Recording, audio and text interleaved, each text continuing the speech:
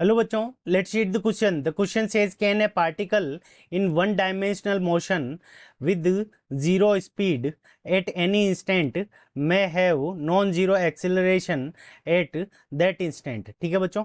इस क्वेश्चन के अंदर पूछा है कि अगर कोई पार्टिकल है वो वन डायमेंशनल मोशन कर रहा है तो उस कंडीशन के अंदर किसी भी इंस्टेंट के ऊपर उसकी अगर स्पीड क्या हो सकती है, जीरो हो सकती है, बट उस कंडीशन के अंदर उसका जो एक्सिलरेशन है वो जीरो नहीं होगा.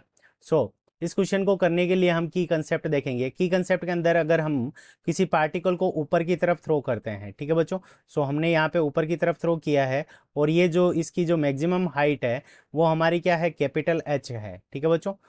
कैपिटल एच मैक्सिमम हाइट होगी.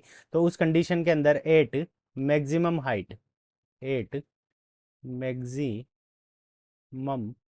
Height at maximum height.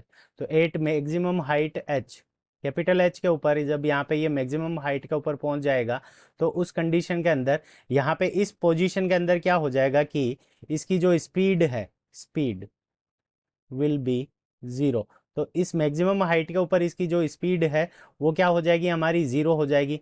But acceleration क्या होगा, इसका ज़ीरो नहीं होगा. बट जो जी है, जी हमारा क्या है, ग्रेविटेशनल एक्सिलरेशन, और इसकी वैल्यू हमारी कितनी रहेगी, 9.8 मीटर पर सेकेंड स्क्वायर.